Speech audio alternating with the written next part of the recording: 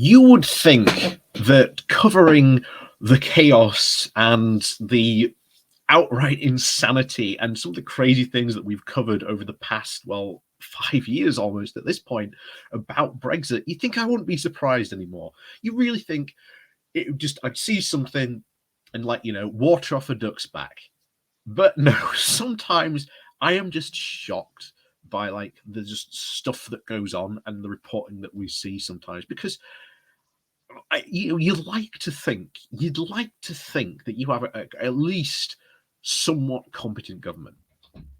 And bear in mind, the way our stuff works, it comes from the top. It's top down. So this isn't like the problem with like a civil servant. This is like the ministers at the top that are the problem. And because again, Boris Johnson has surrounded himself with talentless hacks, basically. We are in this situation. And this isn't a situation that is just being created. This has been a situation for quite a while. The UK ports have always been on the basis and based on a system of roll on, roll off.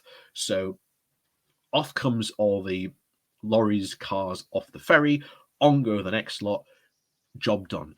No checks, no anything like that. That's how our ports have always been based. However, because of that system, and because again of the checks that now have to be in place because of Brexit, there's no facilities, there's not enough customs officers. Stuff that should have been at least in place just is not in place, and it gets even worse. And we're going to have to find out how much worse it really is in this article here. So before we do go diving into that, please do remember to hit that like, share, and subscribe button. And of course, down below there are links to my Patreon page and a one-off donation link called Buy Me Coffee, where you can buy me coffee. And as always, thank you very much to all those people who do support the channel that way. So on with this. So this comes from The Independent and the title of Brexit. UK port operators slam the government for failing to lay out border plans. The UK operators have slammed the government for leaving them in the dark about the critical arrangements for new Brexit-related checks and red tape to be phased in this year. The UK Major Ports Group, which represents about 40 ports around the UK, said that there was still no clear plan or even estimate for charges for customs and food safety checks at the new government-funded border posts. The group's members fear the confusion will lead to yet more disruption to supply chains, which are already under severe strains as lorries are now backed up for miles around the UK's channel ports. Port operators are now concerned that they face an even bigger hit to their revenues this year when the controls are phased in after being repeatedly postponed.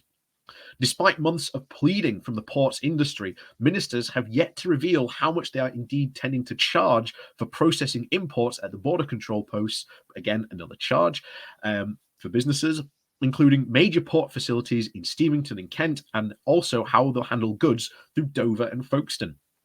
Port companies fear the government checkpoints will indeed undercut their rates from providing checks. Companies running ports outside the channel ports believe that the market could very well be distorted, handing Dover and Folkestone an unfair advantage.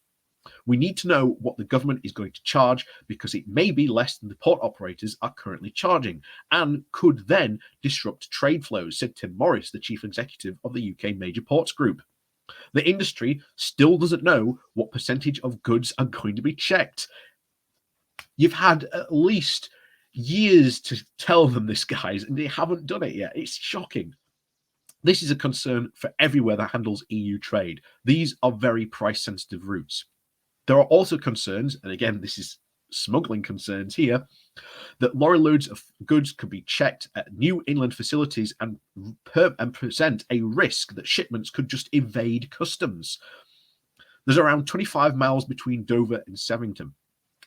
And there is any indication that a blind eye might be turned anywhere, these lorries that are pinged for customs checks just don't show up, and that is a concern. This is clearly an issue for Portsmouth, Hull, and others.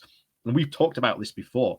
These systems where a lorry rolls off a ferry, gets pinged, go to here for a customs check. They don't even have to turn up. They could turn up somewhere else, deposit all of their, smuggled through goods, and then go to the customs checking point with all their, legal goods because they've dropped off the illegal ones somewhere else.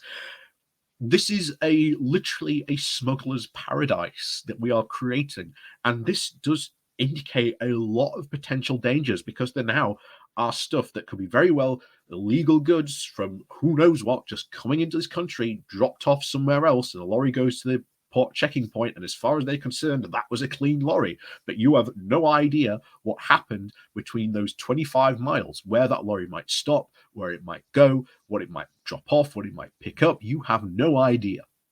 And that is hugely concerning. Mark Simmons, the Director of Policy and the External Affairs Unit at the British Ports Association, said that he had been pushing for months for clarity on the cost of these new checks. He has also warned about the worst disruption, which will come in July, when the physical checks will begin on food and plants. These checks being introduced in July are even much more intrusive and more time-consuming than the current customs checks, which are mostly about documentation, he said. The spokesperson for the port, Dover, rejected the suggestion that new arrangements would be unfairly benefit the Channel ports, and he said that the issue was not a priority.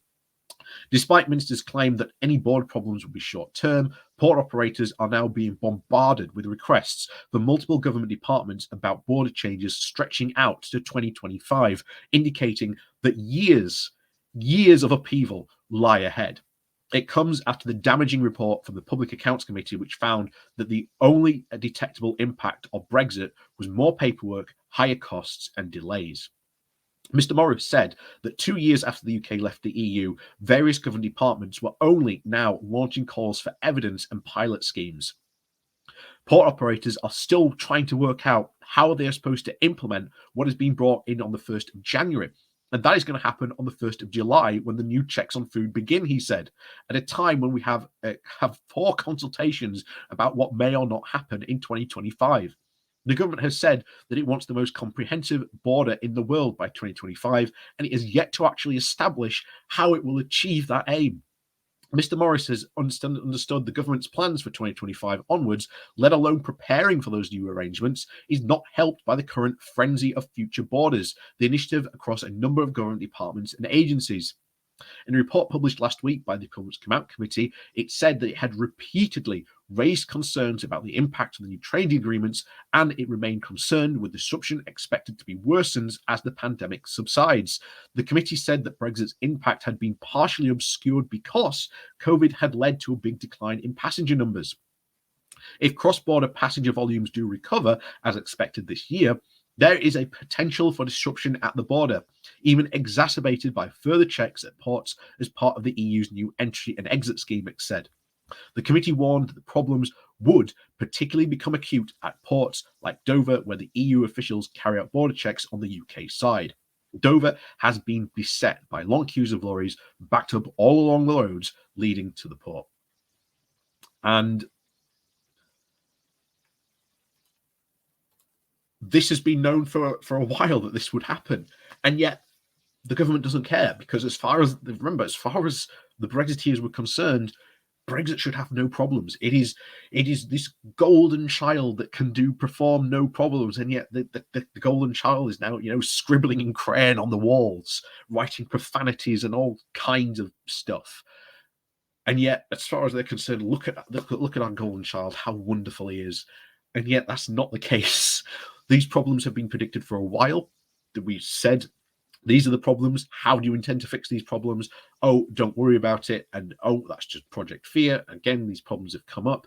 And there's seemingly, bizarrely, no offer or even solution. There's just these madcap ideas to solutions that even the ports group says, well, why can't you do this? Spend money on the infrastructure. It's not being spent. And this is going to cause chaos. And it's not just places like Dover.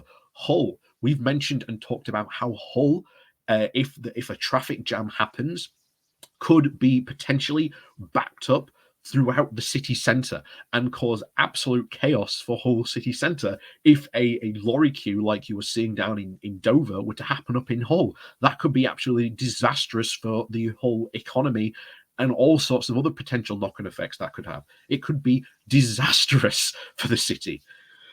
But as always, like I say, thank you very much for watching. Please do remember to hit that like, share, and subscribe button. And of course, down below, there are links to my Patreon page and a one-off donation link called Buy Me Coffee, where you can always buy me coffee. And as always, we'll see you all next time.